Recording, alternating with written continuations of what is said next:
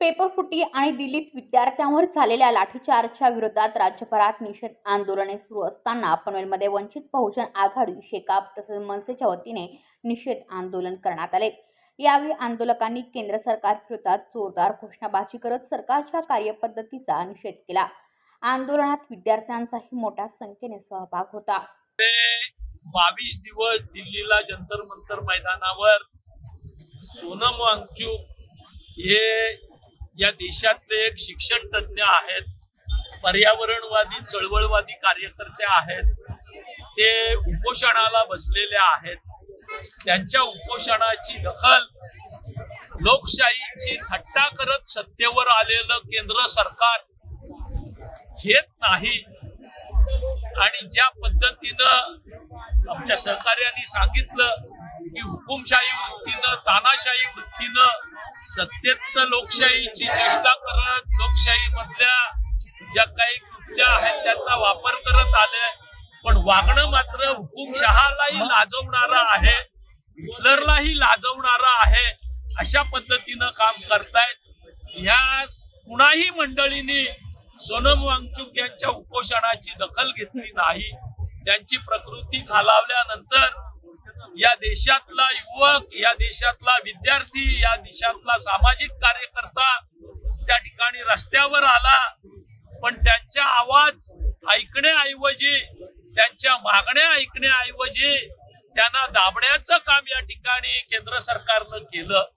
खरं तर 14 सालापासून 152 वेळा या ठिकाणी पेपरफुटीचा पराक्रम या शासनानं केला। या नीटच्या पेपरफुटीनंतर 21 तरुणांनी, 21 विद्यार्थ्यांनी आत्महत्या केल्या, पण या कशाची दखल केंद्र सरकार घेत नाही। 56 इंचाची छाती आणि संवेदनाशील मुख्यमंत्री, पंतप्रधान म्हणून आले, 21 विद्यार्थी आत्महत्या करत असताना त्याची दखल घेत नाही। कुणीतरी वैचारिक बांधणी बैठक असणारा कार्यकर्ता उपोषणाला बसल्यानंतर त्याच्या उपोषणाची दखल घेण्याऐवजी, त्यांच्याशी चर्चा करण्याऐवजी ते कधी मरतात याची वाट बघत हे सरकार बसलेलं आहे। पण सुदैवानं देर सही लेकिन आज देश का युवा जागरूक हो चुका है। देशातले विद्यार्थी, देशातला तरुण, देशातले कार्यकर्ते, सामाजिक चळवळीतले ज्यांनी मोठ्या उत्साहानं, अहममिकेनं या मंडळींना सत्तेत बसवण्यात वाटा उचललेला होता, ते आज जागृत झालेले आहेत। आणि या 21 विद्यार्थ्यांच्या प्राणाच्या बलिदानातून आज देशामध्ये एक वेगळं वातावरण निर्माण झालेलं आहे। कुठल्याही पद्धतीची चर्चा नाही, बोलणं नाही, 21 आत्महत्या विद्यार्थ्यांच्या त्याची दखल नाही, असं अतिशय कोडगं, निर्दयी, नीच सरकार या ठिकाणी कार्यरत आहे आणि त्याचा निषेध सारेच आज करतायत। पण आपण समजून घेतलं पाहिजे की देशातला तरुण विद्यार्थी आज हिरेला पेटलेला आहे। ज्या पद्धतीनं लाठीमार केला गेला, 14, 16 वर्षाच्या विद्यार्थिनींना त्या ठिकाणी बेदम मारलं गेलं, त्यांच्यासोबत काही महिला होत्या, त्यांच्यासोबत असणाऱ्या छोट्या बालकांना देखील लाठीमार केला गेला आणि निर्लज्जपणाने या गोष्टीचं समर्थन करतायत, अशी परिस्थिती आहे। या सरकारचा निषेध आता पुरा भारतवर्ष करतोय। साऱ्या जगानं या मोदींच्या दुटप्पी धोरणाची दखल घेतलेली आहे। मागण्या म्हणाव्या तर साध्या आहेत की धर्मेंद्र प्रधान जे देशाचे शिक्षण मंत्री आहेत, जर पेपर फुटत असतील तर त्याची जबाबदारी देशाचा शिक्षण मंत्री घेणार नाही तर कुणी घ्यायची?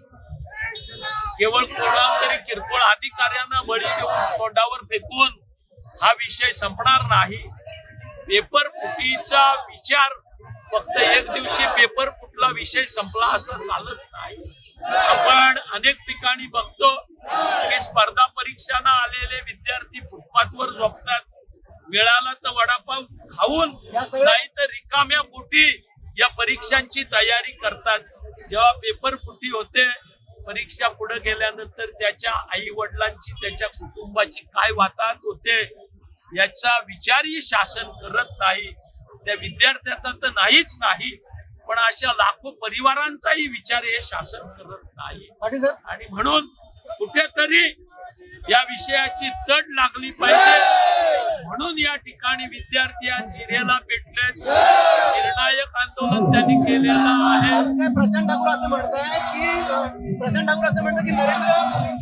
ठाकूरांची सवयच आहे.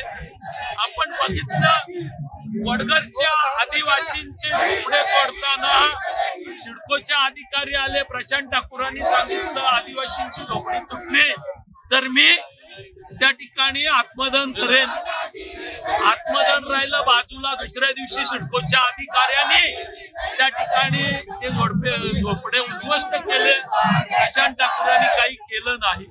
नव्या मुंबईच्या विमानतळाच्या नामकरणाबाबत प्रशांत ठाकूरांना आणि त्यांच्या साऱ्या लोकप्रतिनिधींना, नव्या मुंबईच्या त्यांच्या सहकार्यांना राज्याच्या मुख्यमंत्र्यांनी शब्द दिलेला होता की 2 महिन्यामध्ये हा विषय मी मार्गी लावून देतो. पंतप्रधानांच्या हस्ते उद्घाटन आहे, आपण काही वेगळा निर्णय घेऊ नका.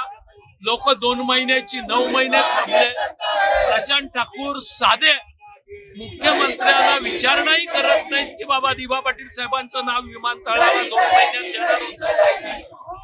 त्या ठिकाणी बालदी आत्मदहन करणार होते, प्रशांत ठाकूर राजीनामा देणार होते, तेही काही झालं नाही. कालची त्यांची भूमिका ही अतिशय निर्दयी अशी आहे.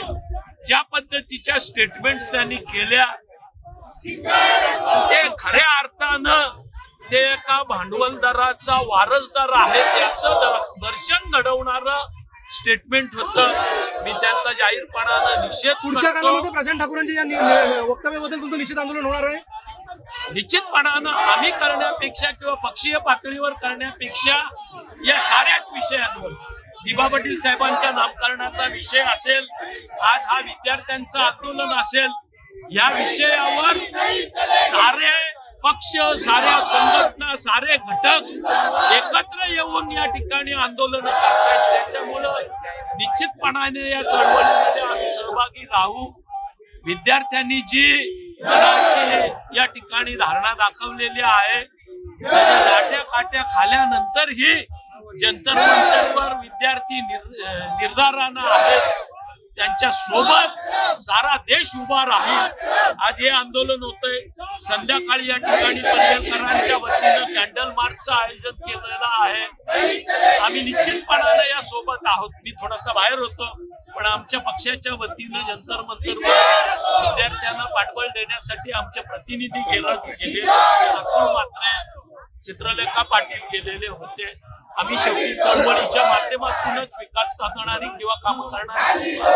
त्याच्यामुळे या विषयातल्या प्रत्येक चळवळीमध्ये, प्रत्येक घडामोडीमध्ये आम्ही पूर्ण क्षमतेनं कार्यरत असू हा विश्वासही मी देतो. शासनानं धर्मेंद्र प्रधानांचा, अमित शहा यांचा राजीनामा घ्यावा अशा पद्धतीच्या मागण्या देश करतो. शेवटी धर्मेंद्र प्रधान पेपरफुटीला जबाबदार आहेत, पण निष्पाप विद्यार्थ्यांवर लाठ्या काठ्या चालवणारे पोलीस हे अमित शहांच्या आधिपत्याखाली, त्याच्यावर त्यांनी राजीनामा दिला पाहिजे आणि विद्यार्थ्यांच्या मागण्या पूर्ण केल्या पाहिजे, हीच आमची. परवा 2 दिवसापूर्वी जंतर मंतर येथे जे नीटच्या परीक्षेसंदर्भात घोळ झाला आहे आणि त्या ठिकाणी लाखो विद्यार्थी त्या ठिकाणी शांततापूर्ण आंदोलन करत होते. त्या ठिकाणी पोलिसांनी त्यांच्यावरती अमानुष लाठीचार्ज केला. त्याच्यामध्ये अनेक मुलींना देखील त्यांनी त्या ठिकाणी मारण्यात आलं पुरुष पोलिसांकडून. त्याचा निषेधार्थ आणि त्या नीटच्या जे विद्यार्थी आहेत त्यांच्या समर्थनार्थ या ठिकाणी आम्ही महाराष्ट्र नवनिर्माण सेना विद्यार्थी सेनेच्या वतीनं पनवेलमध्ये या ठिकाणी त्यांना समर्थन म्हणून या ठिकाणी आम्ही आंदोलन करत आहोत. हे सरकार आपल्याला माहिती निगरगट्टा सरकार आहे. लोकांनी काही बोलायला गेलं की अशा पद्धतीने लाठीचार्ज करायचा. जेव्हा जेव्हा मोदी सरकारवरती काही संकट येतं तेव्हा पोलिसांना पुढं करायचं. त्या बिचाऱ्या पोलिसांचा काही दोष नसतो, त्यांना शेवटी आदेश येतो, पोलिसांना पुढं करतात आणि मग अशा पद्धतीने आंदोलनं दडपण्याचा प्रयत्न करतात. परंतु मी या निमित्ताने सांगू इच्छितो की यापुढे अशी आंदोलनं दडपता आपल्याला येणार नाही, कारण आता भारतातील प्रत्येक नागरिक हा जागरूक झालेला आहे. त्यामुळे अशी आंदोलन दडपता येणार नाही. मनसे ह्यापुढे जे जे सन्माननीय राजसाहेब सांगतील त्या पद्धतीने यापुढची भूमिका अधिक तीव्र करत जाईल. आणि आपल्याला माहिती असेल की याच पनवेलच्या भूमीमध्ये सन्माननीय राजसाहेबांनी 9 वर्षापूर्वी सांगितलं होतं की देश हा हिटलरशाहीकडे चाललाय. त्याचं प्रत्यय गेल्या 2-3 दिवसात आपल्याला या ठिकाणी येतं. खेळ सुरू आहे. ॲक्च्युली जे देशाचे महाराष्ट्राचे युवा तरुण मंडळी आहेत ते अक्षरशः त्रासलेले आहेत. कारण की आपण पाहू शकतो गेल्या 1-2 आठवड्यांपासून ही जी दिल्ली सरकार आहे, केंद्र सरकार आहे, ही अक्षरशः सत्तेच्या मोहमध्ये माजलेली आहे. आणि आपण एक म्हणतो की झोपलेल्याला आपण जागा करू शकतो, पण जे झोपलेल्याची ॲक्टिंग करतात त्याला आपण जागा नाही करू शकत. ह्या सरकार अक्षरशः डोळ्यावर पट्टी बांधून सगळं इग्नोर करत आहेत. आणि हा जो तुम्ही आक्रोश पाहताय इथे देशाच्या, महाराष्ट्राच्या, मुंबईतल्या भागाभागा कोपऱ्यामध्ये युवा तरुण जागे होत आहेत. आणि हा अहंकार जास्ती दिवस चालणार नाही. तरी दिल्ली सरकार, केंद्र सरकारला माझी विनंती आहे, अहंकार मागे घ्या आणि ॲटलिस्ट आपले जे स्टुडंट्स आहेत, देशाचे जे युवा तरुण आहेत, ते हिंदुस्थानचं भविष्य आहे, त्यांची मागणी ॲटलिस्ट तुम्ही ऐकण्यासाठी एक पाऊल पुढे या, एक डायलॉग घ्या आणि त्याची दखल घेऊन लगेच पुढे या. नाहीतर काय हे आंदोलन थांबणार नाही आहे. जय हिंद, जय शिवराय, जय महाराष्ट्र. ते तर सांगतात की सगळे तरुण आमच्याच पाठीमागे आहेत. नाही, पाठीमागे कुठे आहेत? एवढी जनता जर आज रस्त्यावर येते, मुंबईमध्ये, महाराष्ट्रामध्ये, देशाभराच्या कोपऱ्यात प्रत्येक शहरामध्ये जनता येते, कोण तुमच्या मागे आहे? तुम्ही पोलिसांना, रिझर्व्ह फोर्सला पुढे करताय, मग कोण तुमच्या मागे आहे? सरकार निवडून कसं येतं? सरकार तेच आहे ना. लोकांमध्ये आज युवा तरुणमध्ये जो ॲक्च्युली जो राग आहे तो 2029मध्ये मतदानाच्या माध्यमातून सरकार बघणार आहे. कारण की बरेचसे जे नीटचे विद्यार्थी आहेत, नीटचे जे ॲस्पिरंट्स आपण म्हणतो, हे लोक अक्षरशः आक्रोशात रागात आहेत. हे सगळे लोक सरकारविरुद्ध 2029मध्ये खंबीरपणे मतदान करणार आहेत, हे माझं स्पष्ट मत आहे. आपल्या परिसरातील बातम्या आमच्यापर्यंत पोहोचवण्यासाठी स्क्रीनवर दिलेल्या क्रमांकावर संपर्क साधू शकता.